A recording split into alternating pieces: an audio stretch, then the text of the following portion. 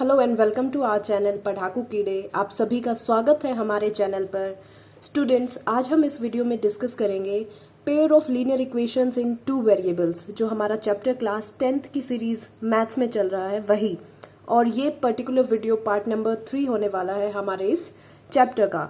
इससे पहले already 2 parts बन चुके हैं। अगर आपने नहीं देखे हैं तो आई वुड सजेस्ट कि आप वो 2 पार्ट्स भी जरूर देख लें। तो स्टूडेंट्स, वीडियो में आगे बढ़ने से पहले मैं आपको बताना चाहती हूँ कि आप पहले चैनल को सब्सक्राइब कर लें और बेल आइकन को जरूर प्रेस करें ताकि आगे आने वाले वीडियोस के नोटिफिकेशंस आपको टाइम टू टाइम मिलते रहें। Also kindly like and share our channel. So students, इस वीडियो में हम डिस्कस करेंगे कुछ methods pair of linear equations को सॉल्व करने के, ऑल्सो बोट एंड स्ट्रीम से रिलेटेड कुछ इंपॉर्टेंट क्वेश्चंस। सो मेथड्स की अगर हम बात करें, मेथड्स में हम ऑलरेडी बहुत सारे मेथड्स डिस्कस कर चुके हैं, जैसे कि एलिमिनेशन मेथड, या फिर बात करें सब्स्टिट्यूशन मेथड की। तो ये सारे मेथड्स क्या है, हम डिस्कस कर चुके हैं ऑलरेडी पहले वाले वीडियोस में। आज हम जो मेन मेथड डिस्कस करेंगे वो है क्रॉस मल्टीप्लिकेशन मेथड। मैं यहां लिख देती हूं आपके लिए, क्रॉस मल्टीप्लिकेशन मेथड। स्टूडेंट्स, बहुत बार एग्जाम में इससे क्वेश्चन पूछा गया है, क्रॉस मल्टीप्लिकेशन मेथड से आपको pair of linear equations solve करने के लिए बोला जाता है, तो उसको आप कैसे सॉल्व करेंगे। सो इस मेथड को बहुत ही शॉर्ट में हम डिस्कस करेंगे और बहुत ही पॉइंट टू पॉइंट डिस्कस करेंगे। इसमें आपको बिल्कुल भी कंफ्यूज नहीं होना। हमने क्या किया, 2 इक्वेशंस ली। लेट्स से हमने ली है 2x + 3y = 46 and second equation हमने ली है 3x + 5y = 74। ये दोनों इक्वेशंस हमने ले ली, लीनियर इक्वेशंस 2 वेरिएबल्स x और y में। अब हमें इनको क्रॉस मल्टीप्लिकेशन मेथड से सॉल्व करना है। तो इसके लिए हमें सबसे पहले क्या करना होगा, इन दोनों ही इक्वेशंस के राइट हैंड साइड को 0 बनाना होगा। मतलब कि जो भी कांस्टेंट टर्म्स हैं उनको हमें लेफ्ट हैंड साइड में लिखना होता है। सो 2x + 3y - 46 = 0 और दूसरी इक्वेशन बन गई 3x + 5y - 74 = 0। अब ये हमारे पास इक्वेशंस हैं 1 और 2। क्रॉस मल्टीप्लिकेशन मेथड में बेटा आपको क्या करना है, वेरिएबल्स x y लिख लेने हैं।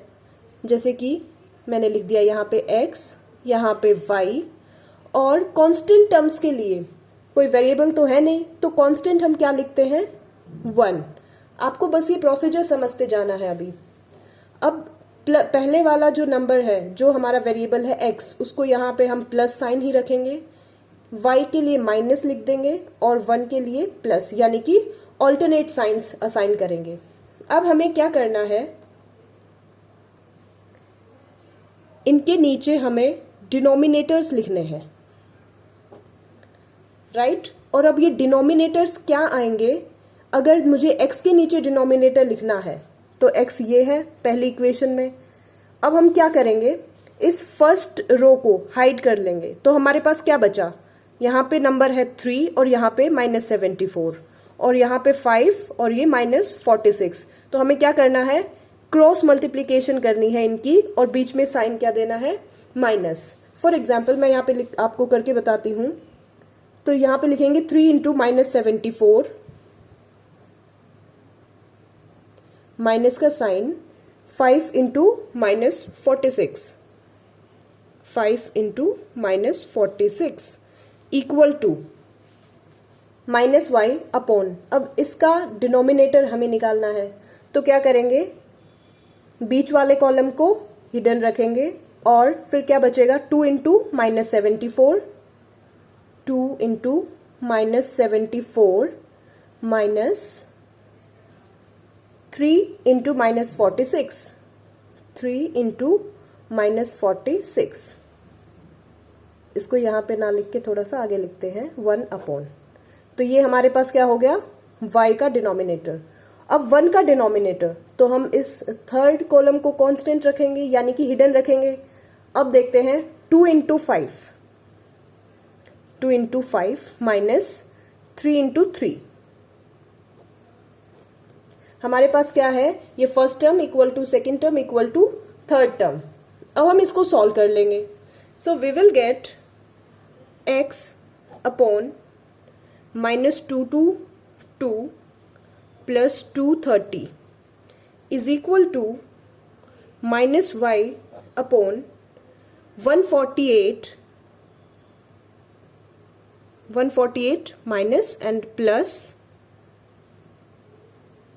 138, right, equal to 1 upon 10 minus 9। अब हमारे पास x upon some number is equal to ये कांस्टेंट नंबर और y upon some number is equal to this constant number. तो हम क्या करेंगे, यहां से x upon 8 is equal to y upon 10 is equal to 1 upon 1 बच गया। अब यहां से हम सॉल्व करेंगे तो क्या आएगा, x is equal to 8 and y is equal to 10। और ये हमारे पास x और y की वैल्यूज आ गई by using cross multiplication method. तो स्टूडेंट्स यहाँ पे हमने क्या किया, क्रॉस मल्टीप्लिकेशन मेथड में सिर्फ और सिर्फ, मैं आपको फिर से शॉर्ट में समझा देती हूँ कि ताकि आपको हमेशा याद रहे। देखो जैसे इसका नाम बोलता है क्रॉस मल्टीप्लिकेशन मेथड, यानी कि मल्टीप्लिकेशंस होंगी क्रॉस में। तो हमें क्या करना है, सबसे पहले x लिखना है, x, और उसके डिनोमिनेटर की टर्म्स निकालनी है इन दोनों की क्रॉस मल्टीप्लिकेशन से।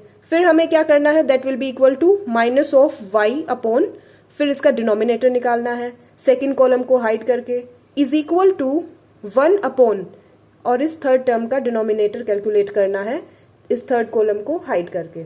और इस तरीके से जब आप सॉल्व करेंगे तो आपको x और y की वैल्यूज मिल जाएंगी। So this is a very easy method students, लेकिन एग्जाम में बहुत बार पूछा जाता है। I hope this is clear to you. इसी से रिलेटेड आपके चैप्टर में एक्सरसाइज में काफी क्वेश्चंस दिए हुए हैं। आई वुड सजेस्ट कि आप उनकी प्रैक्टिस जरूर करें, और आपको कोई भी फिर डाउट आता है या कोई भी क्वेरी होती है तो आप मुझसे कमेंट सेक्शन में जरूर पूछ सकते हैं। ऑलराइट स्टूडेंट्स, अब हम डिस्कस करते हैं equations reducible to a pair of linear equations in 2 variables. यानी कि हमें ऐसी इक्वेशंस गिवन होंगी जो कि डायरेक्टली हमें लीनियर इक्वेशंस दिखाई ना दें, लेकिन इनडायरेक्टली वो लीनियर इक्वेशंस ही होती हैं, यानी कि हम उनको रिड्यूस कर सकते हैं लीनियर इक्वेशंस की जनरल फॉर्म में। जैसा कि आप ये 2 इक्वेशंस देख रहे हैं यहाँ पे, इसमें क्या है, x और y डायरेक्ट ना मिलके हमें 1 अपॉन x और 1 अपॉन y की फॉर्म में यहाँ दिखाई दे रहे हैं। तो हम क्या करेंगे, सिंपली ऐसी इक्वेशंस को सॉल्व करने के लिए put 1 upon x is equal to कोई दूसरा वेरिएबल मान लेते हैं, लेट्स सपोज p, और 1 अपॉन y को कोई तीसरा वेरिएबल मान लेते हैं, लेट्स सपोज q। तो अब ये इक्वेशंस हमारे पास कैसे रिड्यूस हो जाएंगी, we will get 2p plus 3q is equal to 13 and 5p minus 4q is equal to -2। अब आप देखेंगे ये दोनों इक्वेशंस हमारे पास कैसी इक्वेशंस बन गई, लीनियर इक्वेशंस इन 2 वेरिएबल्स। अब हम इन इक्वेशंस को सॉल्व कर सकते हैं किसी भी मेथड से, जो भी मेथड आपको अच्छा लगे। आप एलिमिनेशन मेथड यूज कर सकते हैं, या फिर सब्स्टिट्यूशन मेथड यूज कर सकते हैं, या फिर जो अभी हमने डिस्कस किया है क्रॉस मल्टीप्लिकेशन मेथड का यूज कर सकते हैं। Any method which you feel favourable. वहां से आपको क्या मिलेगा, आपको यहाँ पे वैल्यूज मिलेंगी p एंड q की, लेकिन क्योंकि हमें ओरिजिनल सॉल्यूशन निकालना है x और y वेरिएबल का, तो हमारे पास फाइनल आंसर क्या चाहिए होगा, x और y की वैल्यूज। और x की वैल्यू क्या आएगी, जो आप यहां से p की वैल्यू निकालेंगे उसका इनवर्स, एंड y की वैल्यू क्या आएगी, q की वैल्यू का इनवर्स। तो ये 2 वैल्यूज आपका क्या होंगी, फाइनल आंसर। तो ऐसे भी इक्वेशंस आपको एग्जामिनेशन में देखने को मिल सकती हैं जो कि डायरेक्टली लीनियर इक्वेशंस ना होते हुए लीनियर इक्वेशंस में रिड्यूस की जा सकती हैं, और उसको आप इस तरीके से सॉल्व करेंगे, राइट। ओके स्टूडेंट्स, अब हम जो टॉपिक डिस्कस करेंगे, यानी जो न्यूमेरिकल जो क्वेश्चन डिस्कस करेंगे, वो लगभग हर बार बोर्ड एग्जाम्स में पूछा गया है। बोर्ड एग्जाम्स में ही नहीं, ये कंसेप्ट आपका हर एक कॉम्पिटिटिव एग्जाम में भी आता है, तो आप इसको ध्यान से समझना। और ये क्वेश्चंस होते हैं हमारे बोट एंड स्ट्रीम टॉपिक से। इसमें क्या होता है, आपके पास एक बोट दी होती है, राइट। अब बोट दो तरीके से चलती है बेटा। एक तो बोट की क्या है, जब पानी शांत होता है, स्थिर होता है, यानी कि पानी के अंदर स्टिलनेस होती है, उस वक्त बोट की स्पीड देखते हैं। और एक जब हमारे पास करंट होता है पानी में, यानी कि पानी में एक बहाव होता है, एक फ्लो होता है, तब बोट की स्पीड देखते हैं। अब यहाँ पे दो केस बनते हैं, या तो पानी के बहाव के साथ ही हमारी बोट जा रही होती है, जिसको हम बोल देते हैं डाउन स्ट्रीम, या फिर जिस तरीके से हमारा पानी का नदी का बहाव है, बोट क्या करेगी, उसके अपोजिट डायरेक्शन में जाएगी, तो थोड़ा सा धीरे चलेगी, उसको हम बोल देते हैं अपस्ट्रीम। ये हुई इसकी बेसिक टर्म्स। तो इससे रिलेटेड एक न्यूमेरिकल यानी एक क्वेश्चन देखते हैं हम।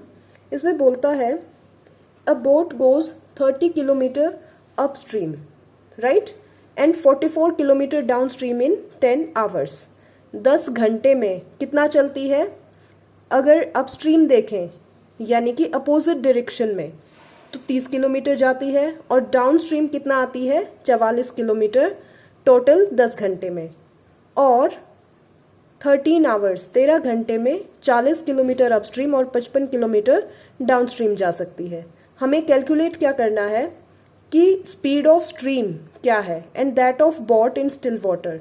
एक तो हमें निकालना है कि जब पानी स्थिर है, स्टिल वाटर है, तो बोट की स्पीड क्या है, और एक हमें निकालना है कि जो धारा का प्रवाह है यानी कि स्पीड ऑफ द स्ट्रीम, वो क्या है।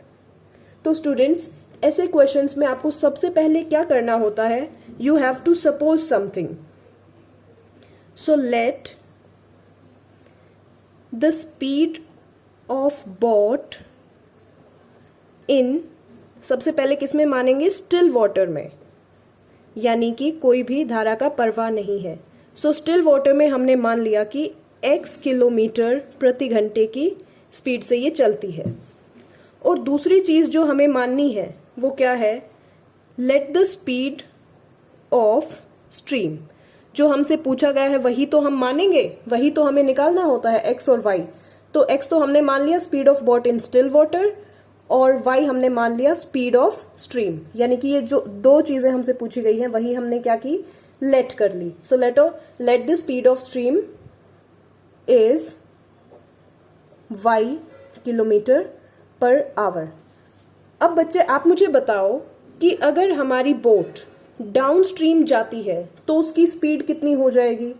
ऑब्वियसली ये दोनों स्पीड ऐड हो जाएंगी, क्योंकि धारा का प्रवाह भी उसी साइड है और बोट भी उसी तरीके से चल रही है, तो दोनों ही तेजी से ही तो चलेगी। तो हमारी डाउन स्ट्रीम स्पीड कितनी होगी?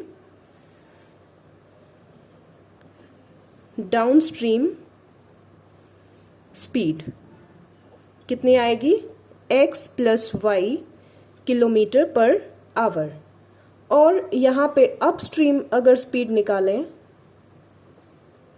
तो ये कितनी आएगी? ऑब्वियसली इन दोनों का difference x minus y kilometre per hour. इतना क्लियर हो गया होगा आपको। अब हमारे पास एक बहुत ही छोटा सा फॉर्मूला होता है, speed is equal to distance upon time, और यहां से कह सकते हैं time is equal to distance upon speed. So अब देखो 30 किलोमीटर अपस्ट्रीम जाती है, राइट, अपस्ट्रीम जा रही है 30 किलोमीटर। सो यहाँ पे टाइम कितना लगेगा इसको? लेट्स से t1 30 अपॉन, और ये अपस्ट्रीम जा रही है, अपस्ट्रीम है तो मतलब स्पीड कितनी होगी? x minus y, 30 upon x minus y. ये क्या है? डिस्टेंस अपॉन स्पीड, टाइम आ गया। ऐसे ही टाइम t2 क्या आएगा? जब वो डाउनस्ट्रीम आती है, और डाउनस्ट्रीम कितना आती है? It comes 44 kilometre downstream, so 44 upon x plus y. और आप देखेंगे कि टाइम t1 और t2 का अगर ऐड कर दें तो वो हमें क्वेश्चन में गिवन है 10 घंटे। तो यहां से we can write 30 upon x minus y plus 44 upon x plus y is equal to 10। ये हो गई आपकी इक्वेशन 1। अब हमें ये जो दूसरी कंडीशन गिवन है ठीक इसी तरीके से हम इक्वेशन 2 बनाएंगे। इक्वेशन 2 कैसे बनेगी? 40 किलोमीटर अपस्ट्रीम जाती है, इसका मतलब कि 40 अपॉन अपस्ट्रीम, मतलब ये वाली speed x minus y plus, और 55 किलोमीटर डाउनस्ट्रीम मतलब 55 अपॉन x प्लस वाई, और कितने समय में ट्रेवल किए टोटल डिस्टेंस? 13 आवर्स, 13 घंटे। So it will be equal to 13। This is our equation number 2। तो स्टूडेंट्स, अब आप देख रहे हैं ये हमारे पास दो लीनियर इक्वेशंस आ गई, जिनको एक्चुअली अभी लीनियर इक्वेशन की फॉर्म में है नहीं, लेकिन हम इसको रिड्यूस कर सकते हैं। कैसे? जैसा हमने यहां पे पढ़ा था। हम क्या करेंगे, x माइनस वाई को एक वेरिएबल अलग नाम दे देंगे। Let's say x minus y, 1 upon x minus y is equal to u, and 1 upon x plus y, इसको नाम हमने दे दिया v। अब ये वैल्यूज जब हम इन इक्वेशंस में रखेंगे तो हमारे पास इक्वेशंस किस फॉर्म में रिड्यूस हो जाएंगी? 30u plus 44v is equal to 10 and 40u plus 55v is equal to 13। ये इक्वेशन आ गई हमारे पास 3 and 4। So now you can see कि ये दो हमारे पास क्या है? Linear equations in 2 variables. और अब आप इनको जिस मेथड से भी सॉल्व करना चाहें सॉल्व कर सकते हैं। आपके पास u और v की वैल्यूज आ जाएंगी, लेकिन हमें वैल्यूज किसकी चाहिए? x और y की। सो u और v की वैल्यूज को हम इन इक्वेशन में पुट कर देंगे और x और y की वैल्यूज निकाल लेंगे, जहां पे x हमारा क्या आंसर आएगा? Speed of boat in still water, जो हमसे पूछा गया है क्वेश्चन में, और y हमारा क्या आंसर आएगा? स्पीड ऑफ स्ट्रीम, जो कि y किलोमीटर पर आवर है, जो कि हमसे क्वेश्चन में पूछा गया है। तो आपको इस तरीके के क्वेश्चंस निकालने आने चाहिए। आई होप आपको ये चीजें आज समझ आई। सो स्टूडेंट्स, अगर मैं इस चैप्टर की समरी आपको बताऊं तो यही है। इस चैप्टर में हमने क्या सीखा है? इक्वेशंस सॉल्व करना सीखा है बेसिकली, यानी कि लीनियर इक्वेशंस इन 2 वेरिएबल्स हमें गिवन होती हैं और उनको सॉल्व करना हम सीखते हैं अलग अलग मेथड से। ग्राफिकल मेथड, एल्जेब्रिक मेथड, या फिर हम देख के बता सकते हैं इक्वेशंस को कि वो कंसिस्टेंट होंगी या फिर पैरेलल होंगी, या फिर एक दूसरे पे लाई करेंगी। इस तरीके से हम बता सकते हैं इक्वेशंस के कोफिशिएंट्स को देख के। उसके बाद हमने सीखा substitution, elimination, cross multiplication method, ये सब चीज़ें। और उसके बाद ये बहुत इंपॉर्टेंट टॉपिक हमने डिस्कस किया है बोट एंड स्ट्रीम का। बोट एंड स्ट्रीम का क्वेश्चन आपको आना ही आना चाहिए, बिकॉज ये एग्जाम में बहुत ज़्यादा चांसेस होते हैं कि आपसे पूछा जाए, और नॉर्मली भी इस तरीके के क्वेश्चंस आपको सॉल्व करने आने चाहिए। सो स्टूडेंट्स, आपको कोई भी डाउट आता है, किसी भी तरीके का कोई भी क्वेरी होती है, you can ask me in comment section. I would definitely give you answers to your problems. And आप अपनी सेहत का ध्यान रखिए। मैथ्स प्रैक्टिस से ही आता है बेटा, आप प्रैक्टिस करेंगे उतना ही आपका मैथ्स बेहतर होता जाएगा। और take care of your health, keep practising, keep learning. Thank you. And yes, again, don't forget to subscribe the channel. Please share and subscribe the channel. Thank you so much.